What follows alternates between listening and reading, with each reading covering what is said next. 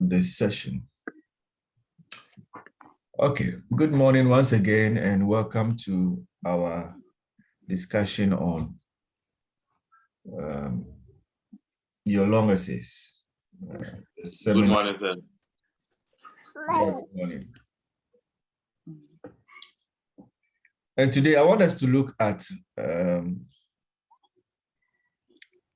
identifying gaps and doing some literature search, or doing a search to be able to identify gaps so you can write your proposal.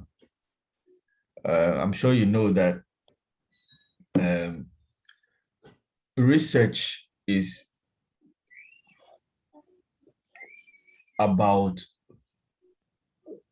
solving problems, basically, right?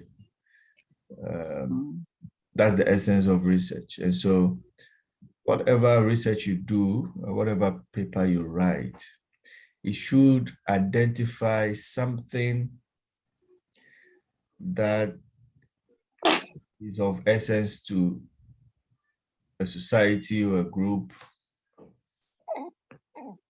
that little is known about, or not much is known about, or we need to know more about, okay? So if your study is not really identifying some issue or a problem that is going to address, then your study might not necessarily be important, okay? And so I know for a long essay you will be asked to submit topics. Some of you will just, I mean, yesterday some people came, they said employee engagement and all this. What is employee engagement? They don't even know. So you just come with some fanciful terminologies and put it together into a topic, or somebody tells you that this is what you should write on, probably because you're going to get assistance from that person and all those things. But to do it properly, though you may have some ideas of what you want to do, there's a need for you to do literature search and know what is already there as far as that issue that is of interest to you is concerned. And then what is not there, what are the issues, the problems, the gaps associated with it. Then you can now actually put your topic and your study in proper context, identify a particular gap that you want to address through your study. I hope we are together.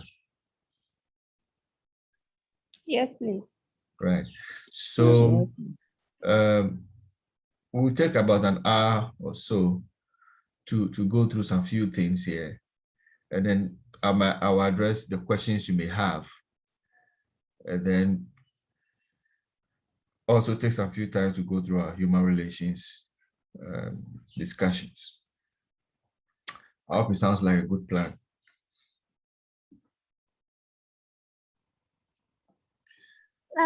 Yes, sir.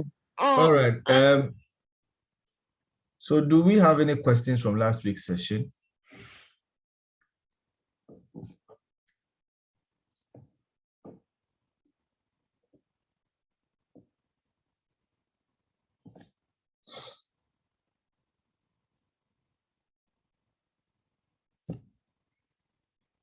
No question.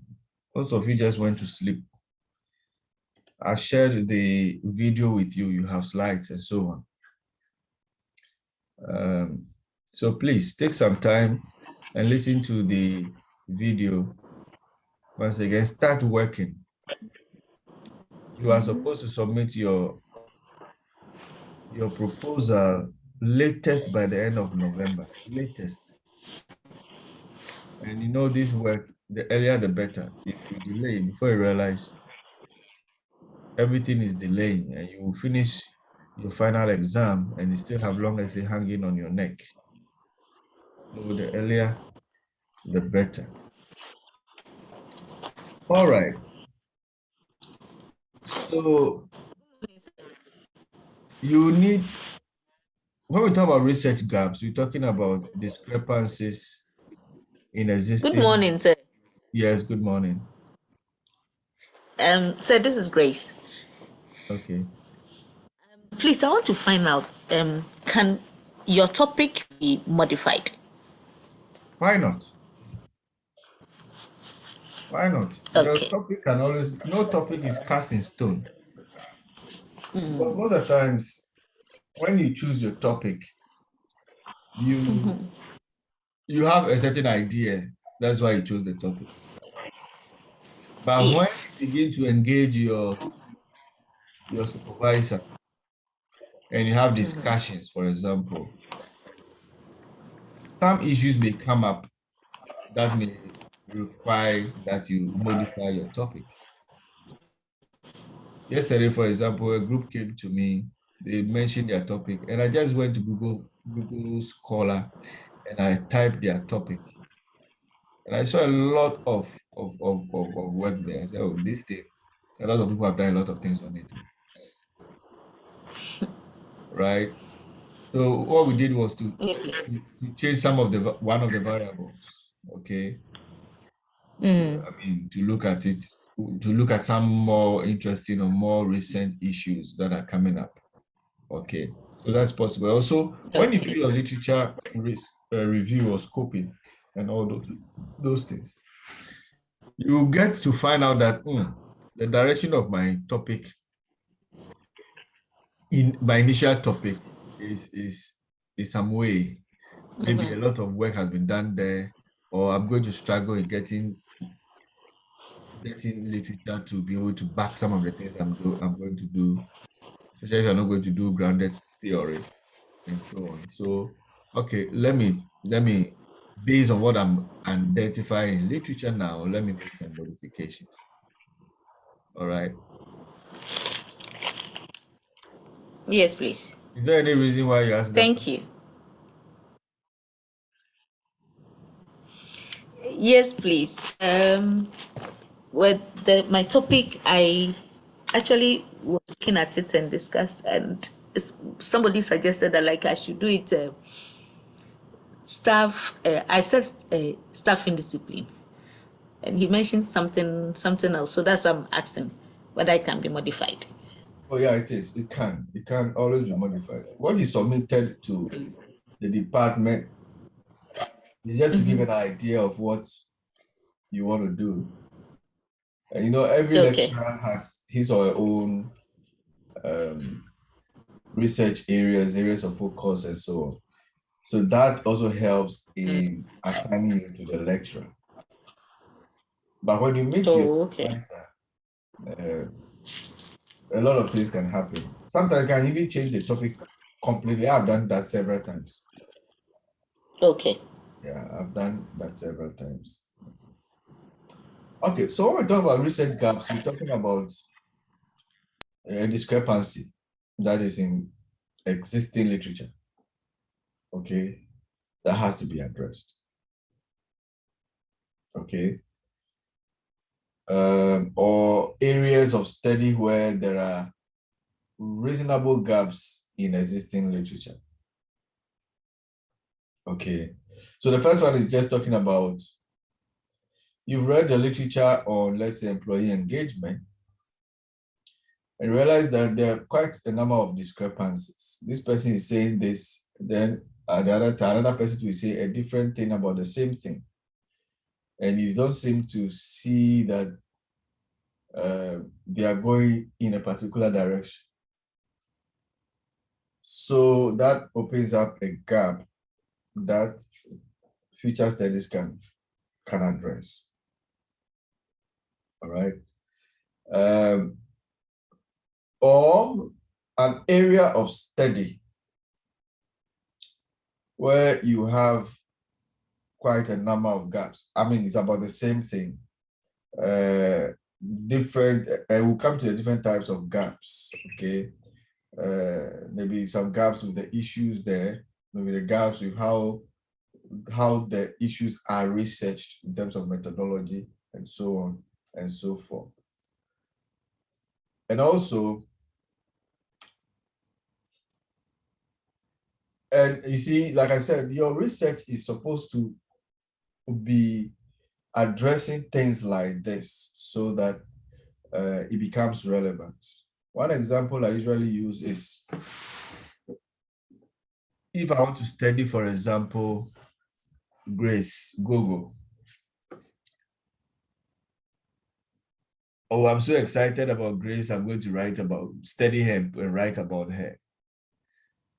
It is important for me to know whether some other people have written about Grace.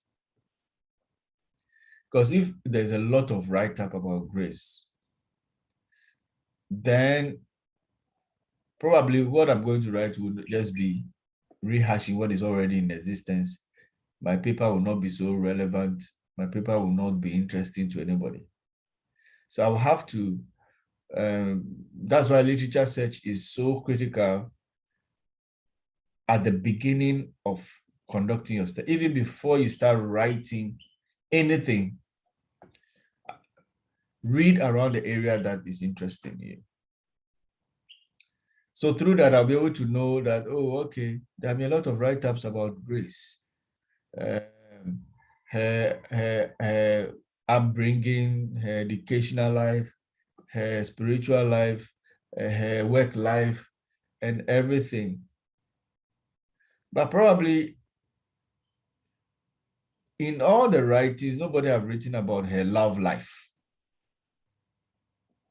So that becomes like a gap. If it is so necessary for us to know about that aspect of her, then I will then articulate that this aspect of her life is so important for us because of ABC. And through my search, I couldn't find any write-up or enough studies about that aspect of her life. So my study is in to address that gap. I hope you are getting me. So you realize that your study is addressing a specific issue, okay, that might not be in the public domain or in existing literature as of now. So it becomes significant, and when people will take your paper or your research report, they will learn something new, and it will bring out something new that can be used to solve a given problem. Please, are we together?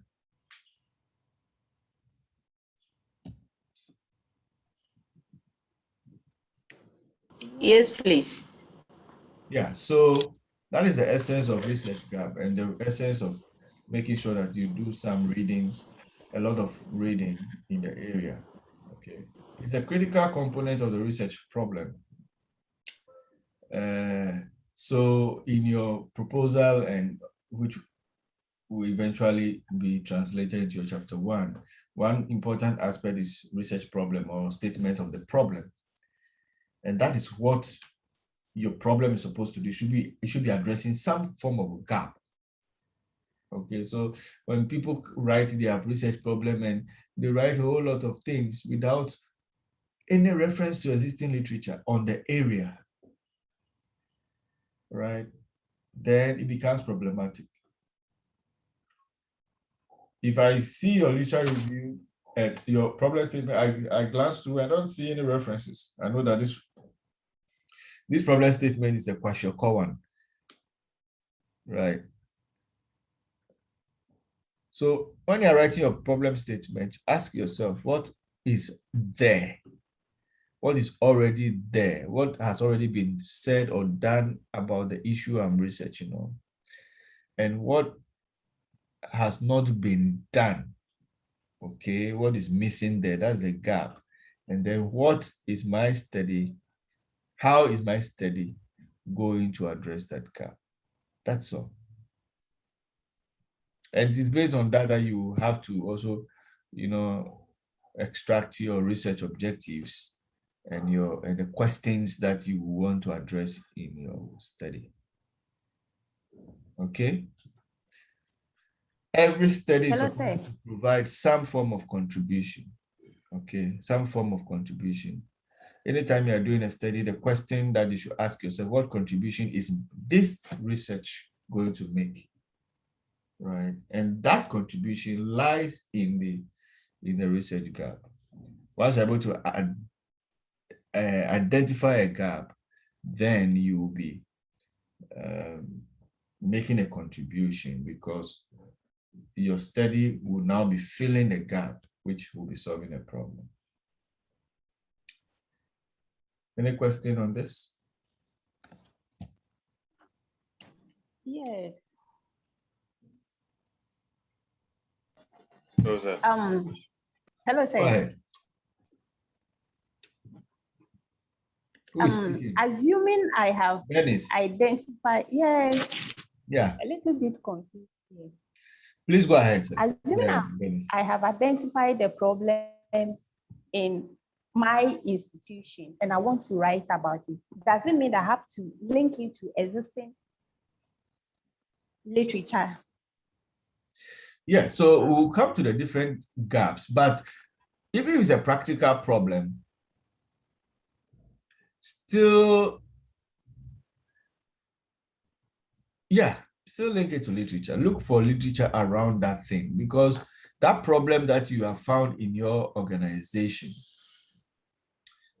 it might not be the first problem or the only problem that is happening in this country or in an organization in this country or elsewhere.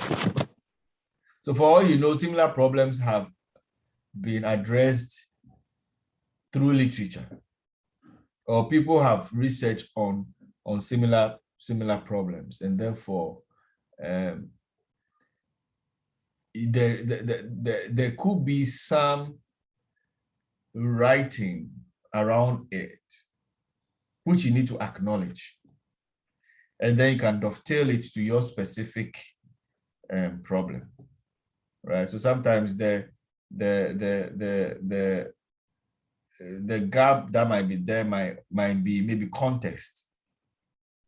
Okay, might be context. The fact that the problem has happened, similar problems have been identified and written about in other places, but not in Ghana, or not in your particular industry. Maybe in the banking industry, it has been done in other industries, but not in your industry. So you are using your organization as a case, okay, and so on and so forth. So whether it is a practical thing, you already know the problems that are happening, you still will have to situate it in literature.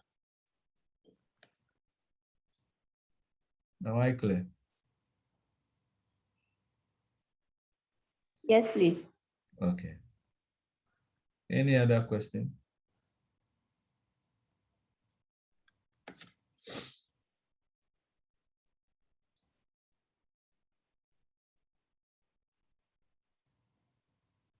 All right, so let's quickly look at some of the types of research gaps.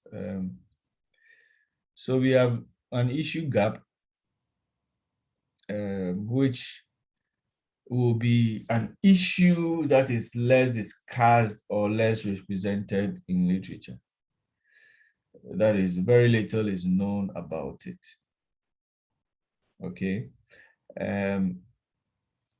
So usually with time, certain issues emerge. Okay. And when they emerge, you realize that people now begin to write about it. And therefore, when you look at it, not much might have been done about that particular issue. So it becomes a gap. Okay, for example, I'm doing a study and it's on the 4th industrial revolution. Okay, the fourth industrial revolution. This concept, if you like, was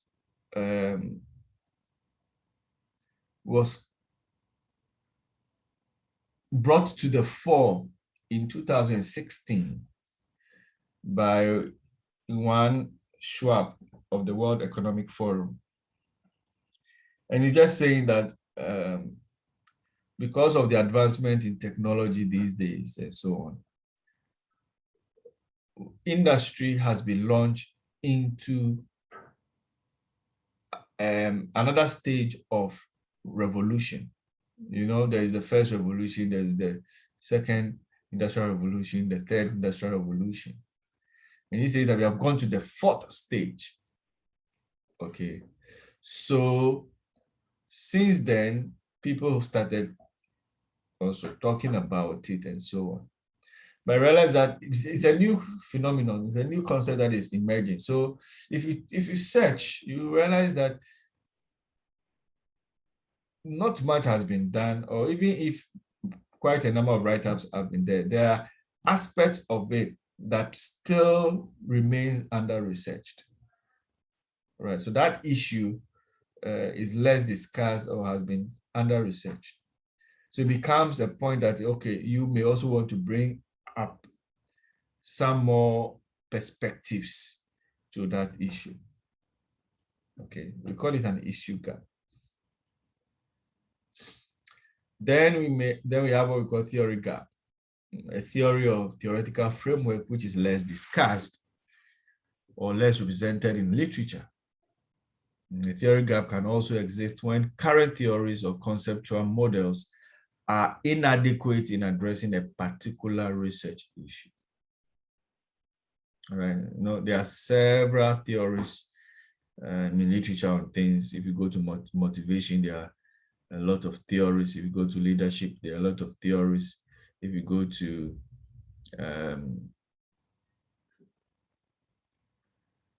whatever,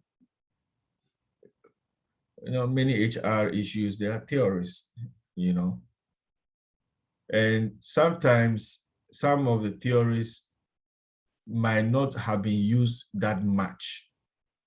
Okay.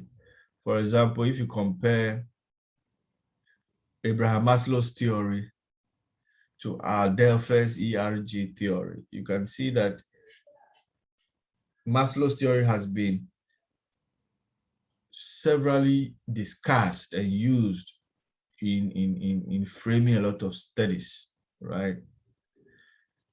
So you may say that, okay, there is not much has been done about the Adelphi, okay, Adelphi's ERG theory. And you may be curious in finding out why.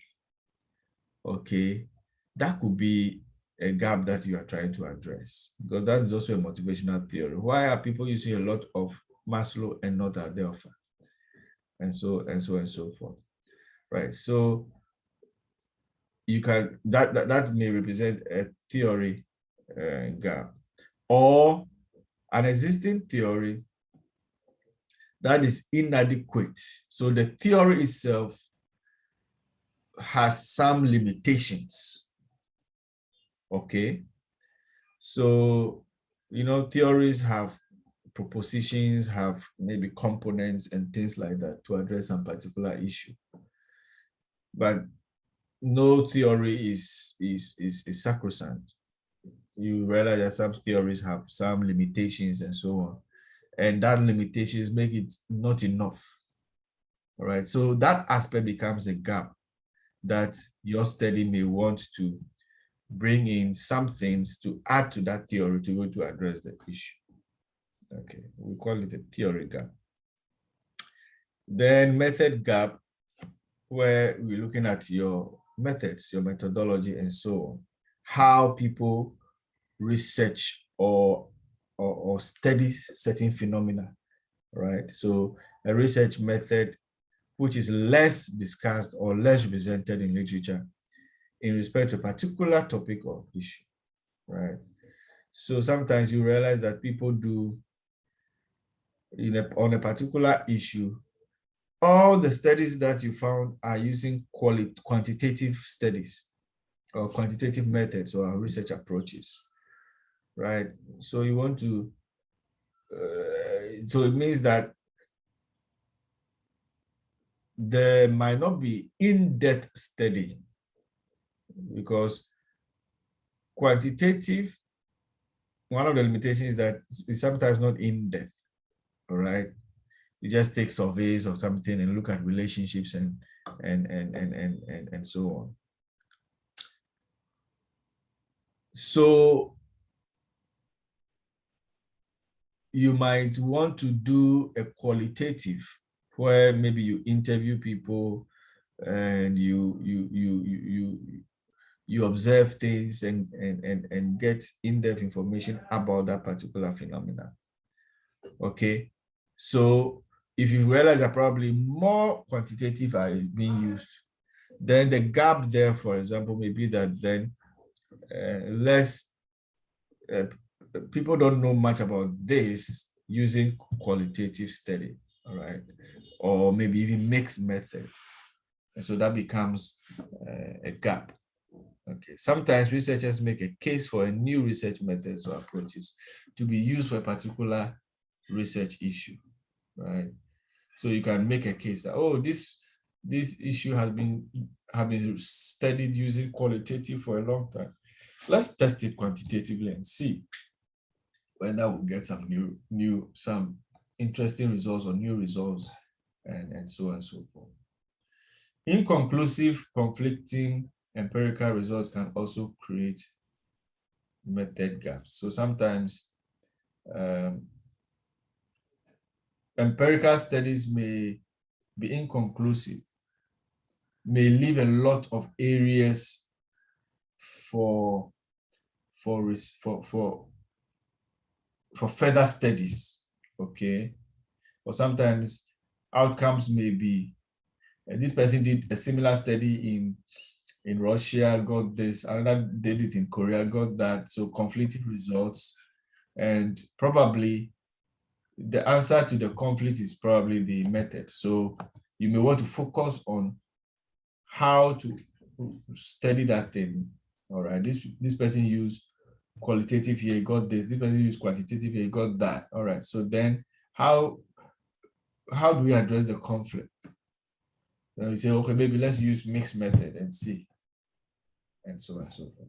So where the problem that you're addressing is borders on method, okay, the how the research is undertaken, not the issue per se or the theory that is being used, then then that gap, the gap your study might be addressing, will be what we call the method gap or methodological gap. Then we have context gap, which has to do with where the research is undertaken.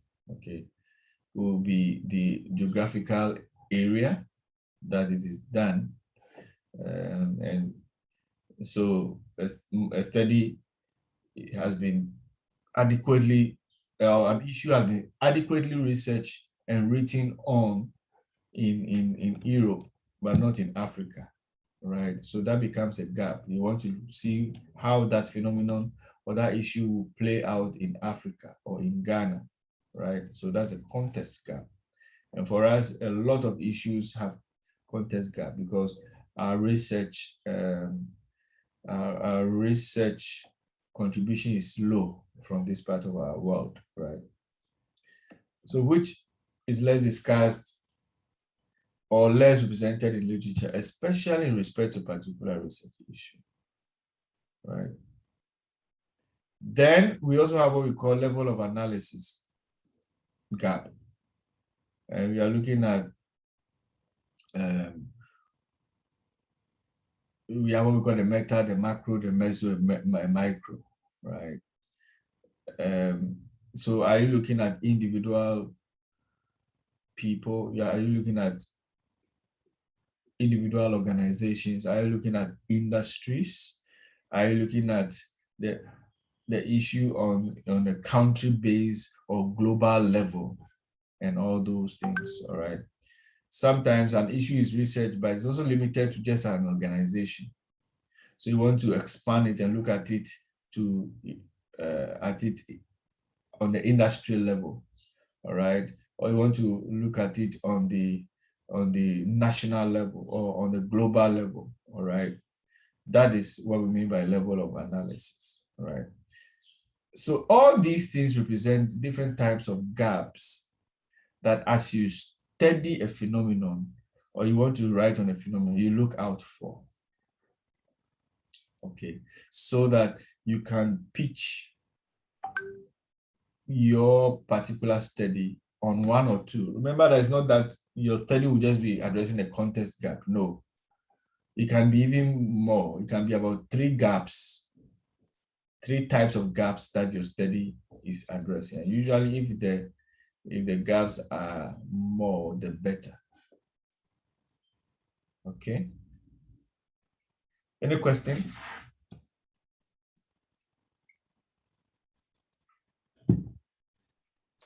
No, please. All right. So now how do you identify these gaps?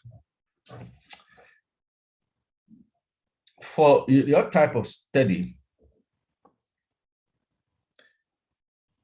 you focus more on journal articles.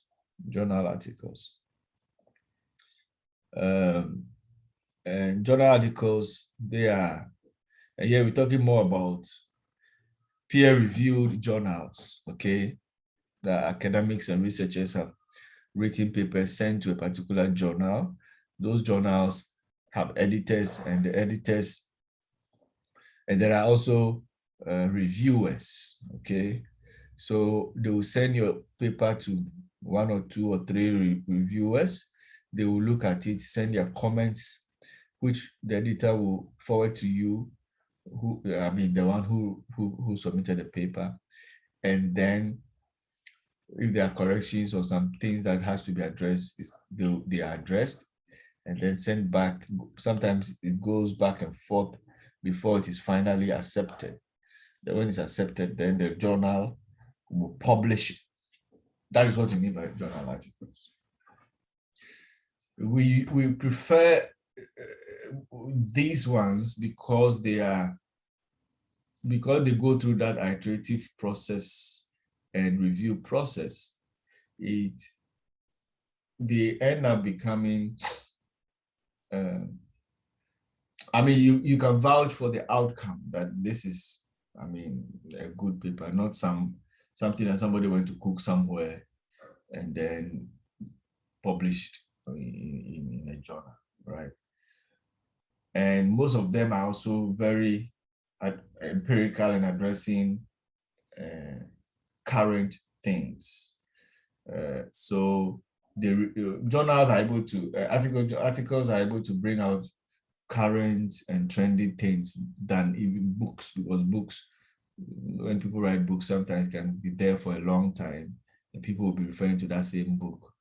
Maybe some of the things might be irrelevant currently, right? So that is about it. Now, gaps are usually presented in the introduction of the journal articles. All right. So if you pick any journal article, you are likely to find. So typical journal articles do not have problem statement like you find in a dissertation or a long essay or a thesis, right? They may have just an introduction. In introduction, they talk about the background. They also talk about the problem and then the purpose of that study.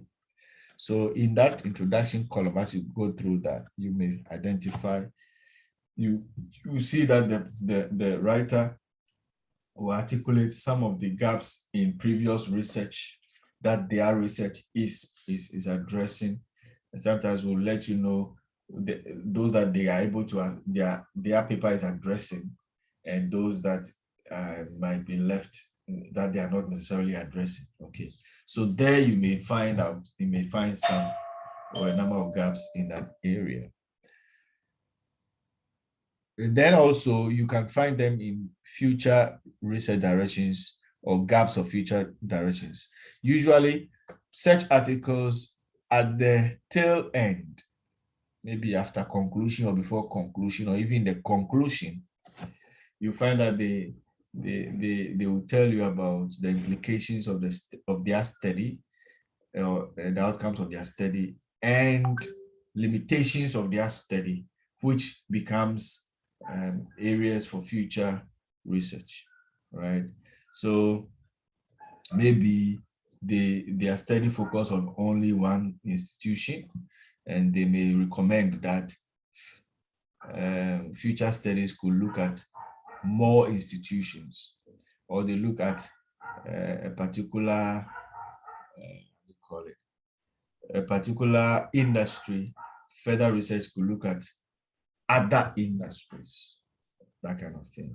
Or they focus on a particular aspect of an issue, and future studies could look at some other aspects. All right. So this is how you identify the gaps in literature. Are we together?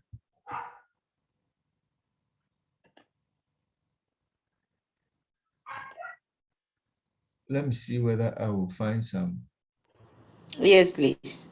Let's see whether I can find some example in a journal article and just share with you.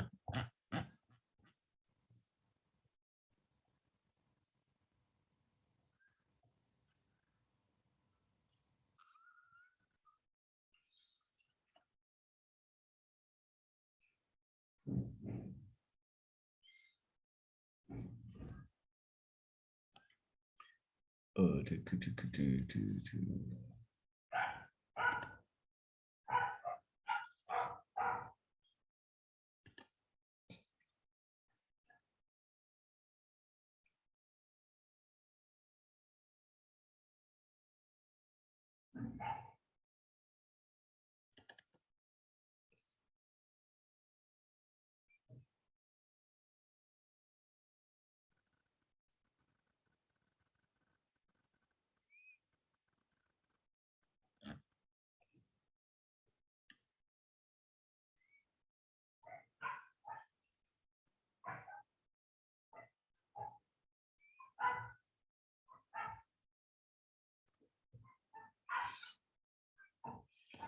all right, so let me share with you this study, which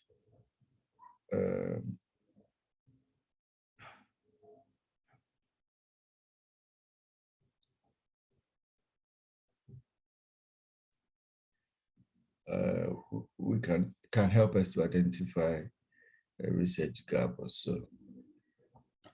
Okay, so let me share it with you.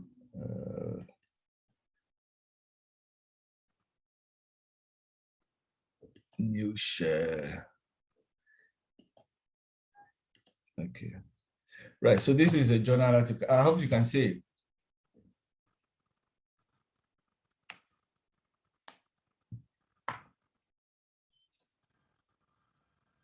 Are we together? Yes, sir. All right. So this is a factors affecting smart school leadership competencies in high school principals in Vietnam. Right.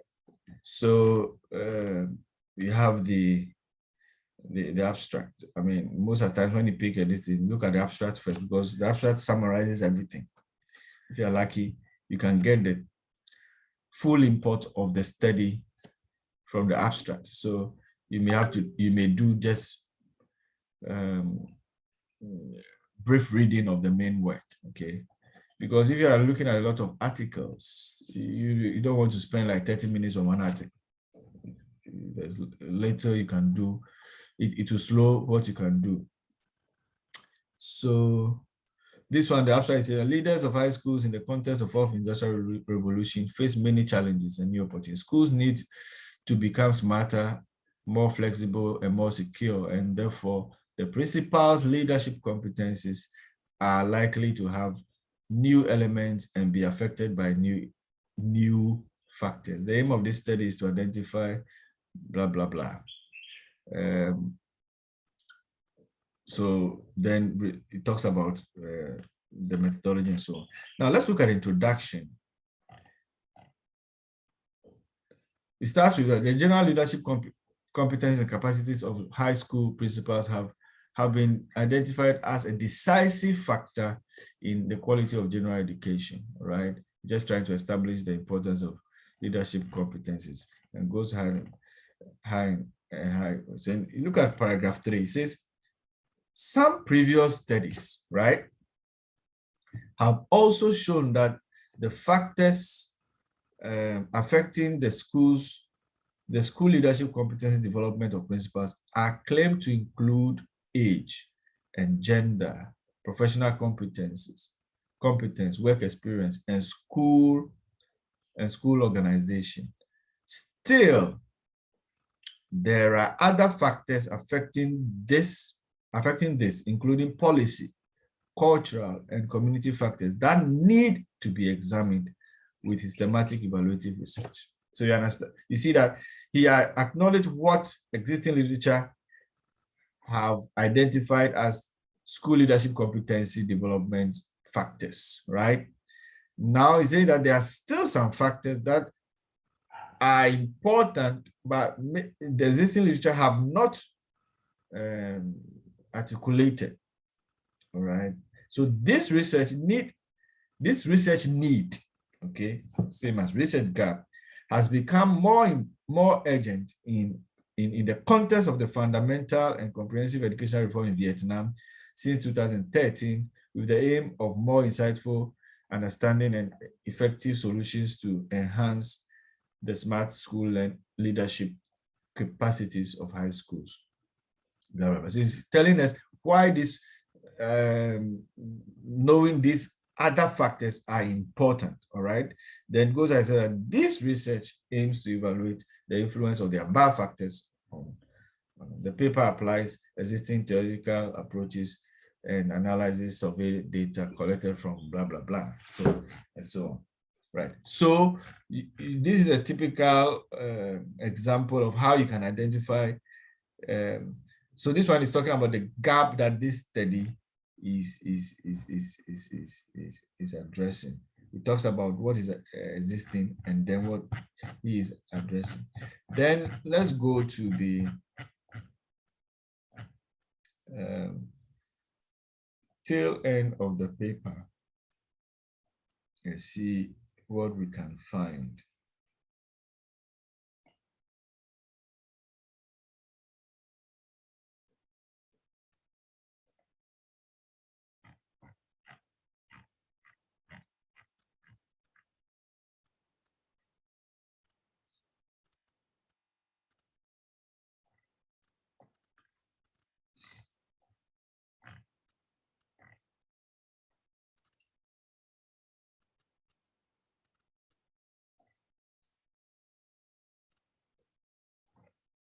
All right, I'm not seeing much of limitations here.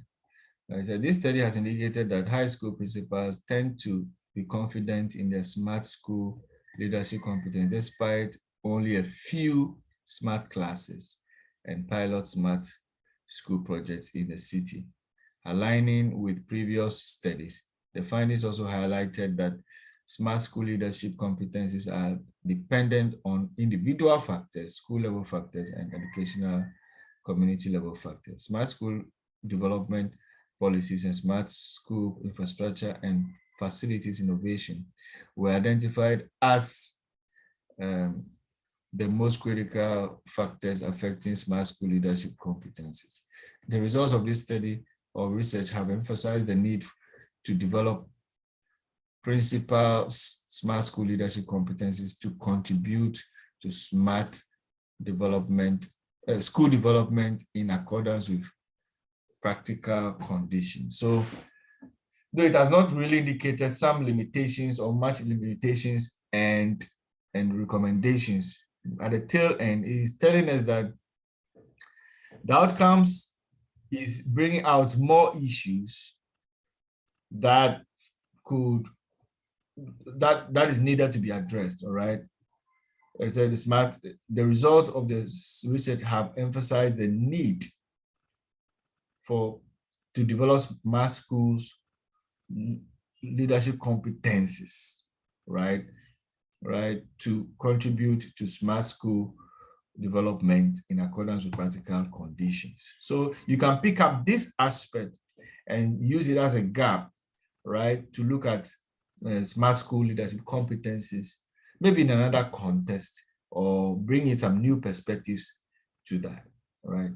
So these two major areas, the introduction, sometimes the abstract, and then at the tail end, sometimes you may find a paper that has future direction or limitations and future recommendations for future research. There is where you identify the gaps, right? Please, are we together? Yes, sir. Yes, yes, sir. All right. So based on that, then you can write a very good, you can then settle on your topic properly. After doing these things, you may then end up or modifying your topic and capturing it properly. And also, you can also go ahead and then write your paper, your research problem, your objectives, and so on and so forth. Because through that, you can identify the specific things you want to study. Now, let's do something on literature search and scoping, and let's do some demonstration here. Unless somebody has some question on the issue of research gaps.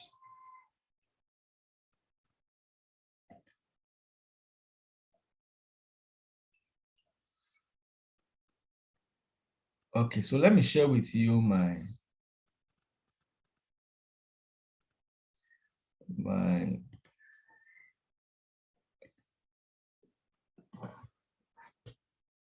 so you want to read on your area. It's very important for you to do some search. These days we are lucky, we can do these things in the comfort of your bedroom because of internet. But we must know that if you are looking for journal articles, some of them are actually paid for or sold. So you may not easily get the number of articles or plethora of articles on the area that you're researching, unless you go to those databases. All right, there are databases where they publish or they host the different journals that publish the articles, and some of them are paid for, right? So Google or any other search engine will help to some extent, but not all, because Google, if you type anything, to pull all manner of things, videos, newspaper publications, general bloggers, and views on that thing, and anything that is posted on the internet about that thing, Google will pull it. But you are interested in journal articles, all right? So Google, for example, has Google Scholar, which will enable you, which will pull to a large extent journal articles and maybe books about that thing. So it narrows your focus and helps you to identify the particular things you want. So let's go to Scholar. So Scholar Google, and then you click on the first result. So now we are in Google Scholar. Okay, it's always good to use your Gmail profile to sign in with your Gmail profile, so that you can even keep some of the things in your library. See, under this interface, you have my library. Yeah, my profile, you have my library. My library is where you can keep specific articles on that topic that you want, right? So let's say we are looking at Bernice, what was your topic last week? Employee engagement and what? Impacts of procedural justice on employee engagement. Okay, impact of procedural justice on employee engagement, right? And you want to conduct it where?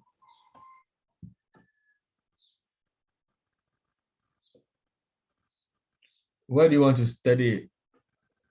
CSR.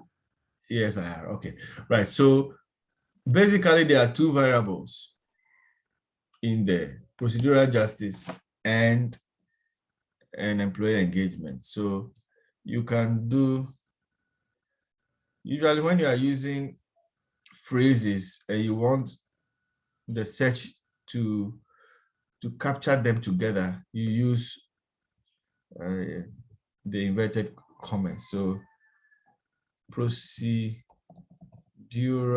justice. Otherwise, it will can just look at only procedural and also justice separately.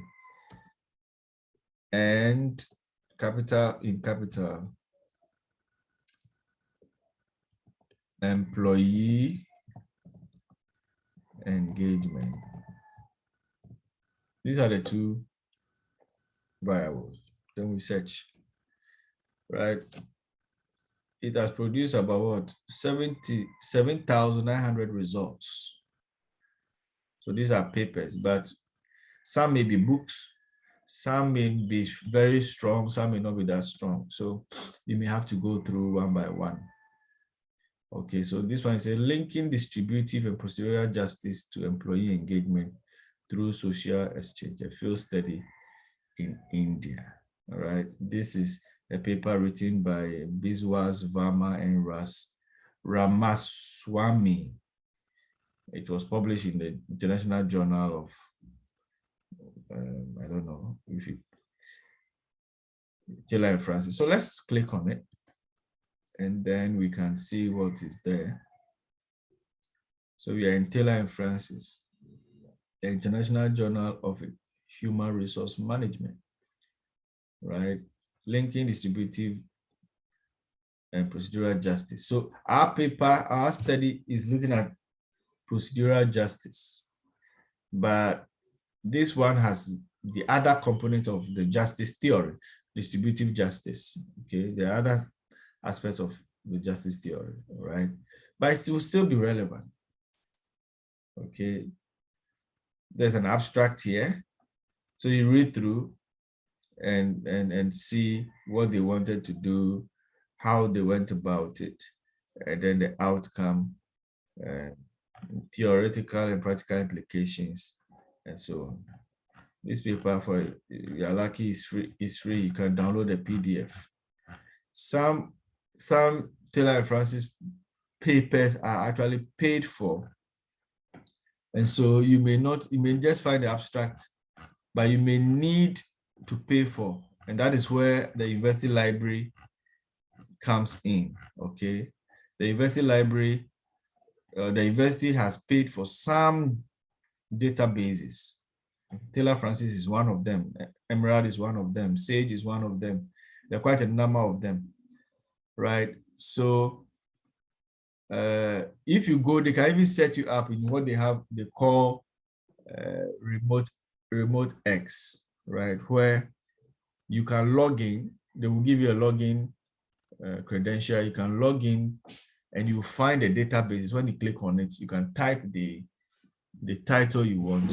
And when you post it, you can have full access or full text and be able to download if you want. Right. I'm arranging probably next week. The librarian may may have some sessions with us to help us in that area. Right, so now we have an abstract you can download and blah, blah, blah.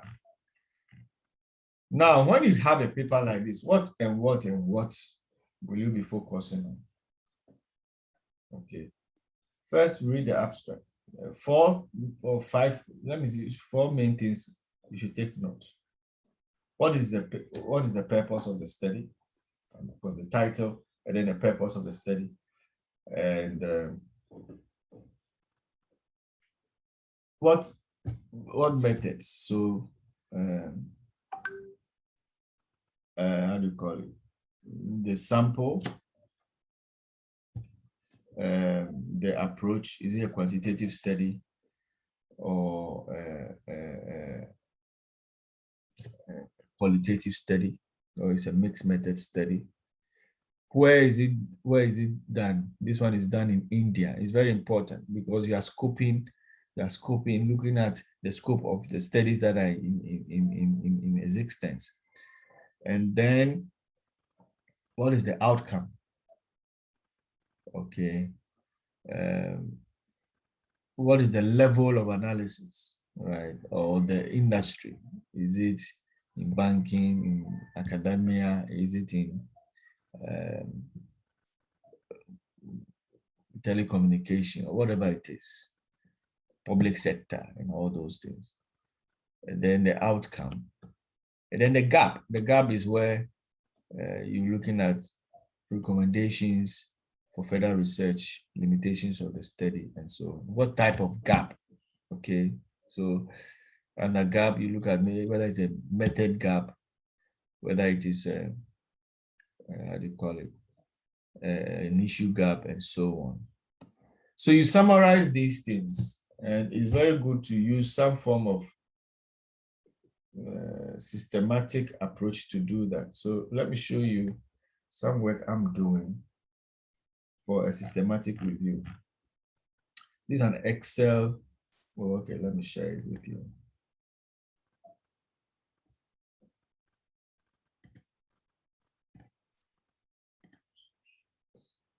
So I'm sure you can see the Excel sheet. Are you with me? Yes, please. Right. Yes, So sir. you can use Excel or you can use Word. I like Excel because Excel can give you the chance to put in a lot on the page. Right. So this one, I have the authors, the year, the journal. You may not be interested in the database. The type of paper, all right. Is it an empirical paper or a conceptual paper? Empirical paper is a paper that the person goes to the field or asks people, and then out of that writes, analyze data and writes a report. A conceptual paper is usually based on literature, all right? So literature review, put this literature here, put that literature together and synchronize them and use his own analysis or some analysis to suggest some few things. And so that's conceptual paper. So what's the paper? Is it a field study or is it a literature review, right? And the topic, the purpose, then the gaps, right? And then I have country or the context.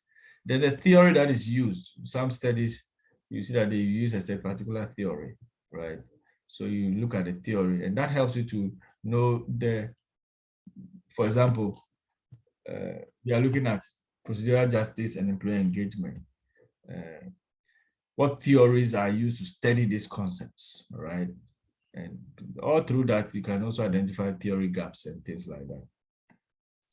The industry, the research approach, are they using quantitative or qualitative or mixed methods, right?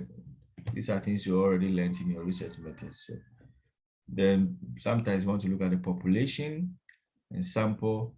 The research design, is it a cross-sectional or is a longitudinal one? Is it something that is done within a year or something that is done was done over quite a long period of time. And then the level of analysis, the micro, whether it's micro, meso, macro, and so on, and then the findings.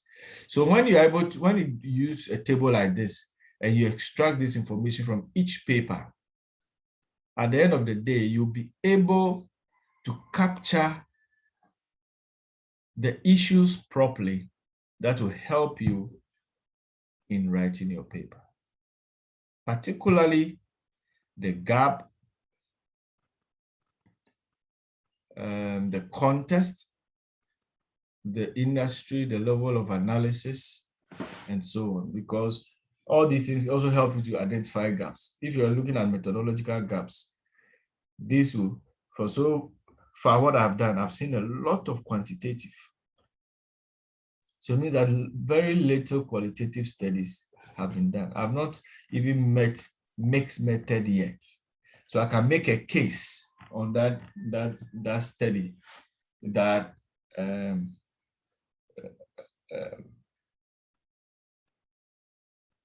little is done using the phenomenon has been studied predominantly by quantitative and some level of qualitative, but mixed method, none has been done, all right? And I feel that, or because of ABC, it is important for us to use mixed method to see whether we'll get similar results of existing studies, all right? And therefore, I will use, because at every stage, when it comes to even your methodology, you want to justify why you want to use a particular methodological approach, and so on and so forth. So something like this will be helpful as a starting point to understand or get to understand the literature or the existing literature in that area, and helps you to identify your gap and the issues that you want to focus on. Are we together? Yes, please. All right. So you can take some time, just your topic, go to Google Scholar, type, like I did for you right now, the key variables, and then not the entire topic, but just the key variables in it, because you want to look at those things. And then the papers that are pulled, you scan through them. Some of them, just by looking at the few things that have been written there,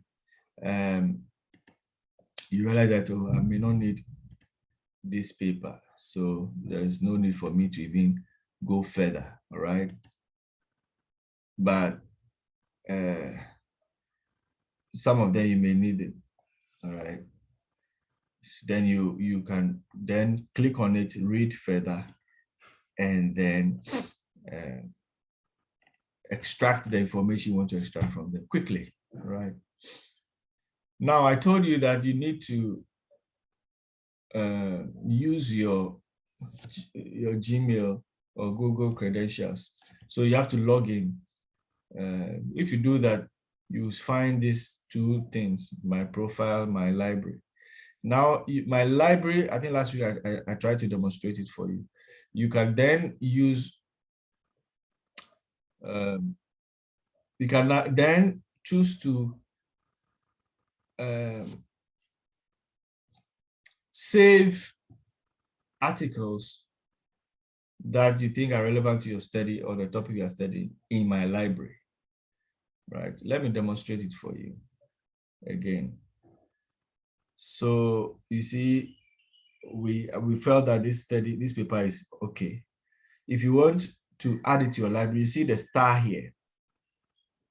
There's a star here. You click on that star. Then it will open this interface for you. It says save to my library. Now, if this is the first time you're doing it, you have this create new. Then create new. When you click on it, you can give, this is like a folder, you're creating a folder. So you can give the folder a name. So last week we did that. So we have it here, procedural justice and employee engagement folder. So if I want to save in that folder, I can click on that and then click done. So then that has been saved there. So subsequently, after I have gone through and saved all the articles that I feel they are relevant for me, later I can just come to my library. So yeah, over here I see I have procedural justice and employee engagement. I click on it. I've saved only 2. Last week we saved 1. Today we saved another 1. All right, so I have 2. So if you have saved about 20 or 50 over there, you'll find all of them there. So you know that when it comes to this topic that I'm researching, these are the relevant articles that I am going to use in scoping the study and getting the issues for my study. Okay, and there are a lot you could even do with it. All right, you see this arrow here. Is it export? So if it can help to generate some Excel this thing for you, Excel taxonomy for you, like I showed you earlier. So let's say I want all my articles to be, I want to see some key bibliometric information about the article. It can help me to do that. So you click on those, on all the articles, then you click on the arrow down there, arrow up there where you have export. Then CSV, if you want something in Excel, usually when you see CSV, it will help. It is compatible to Excel. So you click on CSV and it will download. You see that it has downloaded citation. So it's giving you, some citation information about the journals, the articles you. So I've just opened it. Let me share that with you. Maybe let me share my screen with you, then I don't have to be going to. Right. So what I just downloaded has come. You have let me say the author, the title, publication, the volume, number, pages, year, publisher, right? Which is very useful in writing your references, okay? In writing your references. So if you have about 50 articles that you identify from Google Scholar, remember Google Scholar is just an index search engine. So it's just also pulling articles, but those articles are hosted by certain specific databases, okay? So for example, the first paper was published by Journal of Business Ethics, and the database, which they call the public, is Springer, right? This one is by International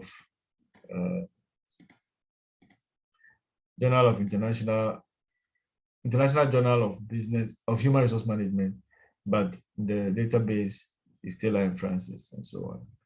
And when you get to references, you know the things that you will need.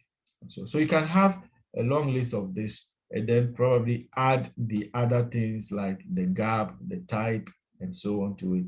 And that one, when you read the article, you can then fill up or populate those sections. So, and this helps you to do the initial reading and understanding of the area before you start writing. All right, any question?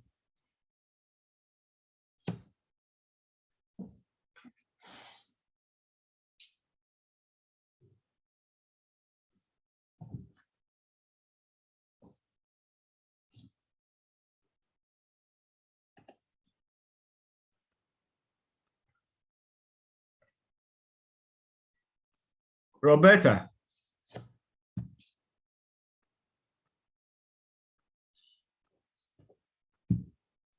Yes, sir.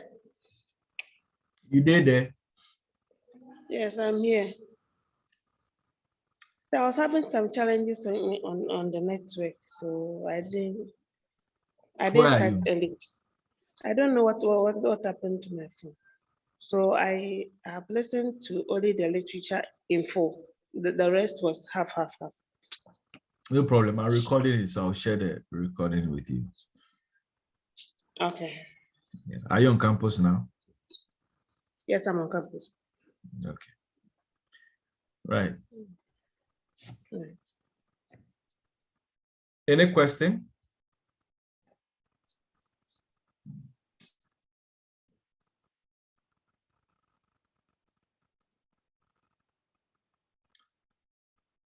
Okay, so I think I've shared enough for you today. I wanted to look at writing your proposal. Last week, I just mentioned the outline, right? So the title, the chapter introduction, the background, statement of the problem, objectives. If you have hypotheses, you state them, or research questions, you state them. And then significance of the study, a brief review of your literature, the research methodology that you are used. These are all proposals, okay? Then scope and limitations, definition of terms, the organization of structure of the study, and then the references. So this is basically the outline that you should follow in writing your proposal. Time is fast spent. So probably we'll leave APA style referencing, but the document I gave you has some information on APA style, but that was on an older version. The current version of the APA style, which is the official style that we are using as a faculty, is the 7th edition, right? There are some updates on it that I would like to share with you, and also give you some I'll send you some links for you to also do some self-study, so that when you are writing, you do proper referencing and so on. Okay.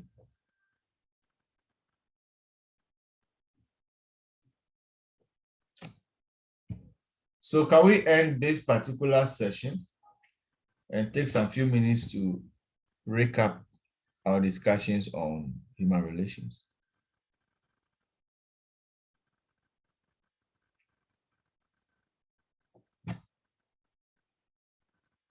Are we there, people? Yes, sir. Yes, we are. So give me feedback. I've asked a question. Oh, yes, Yes, sir. We sir. can end this one. All right. Thank you. And then let's stop our recording.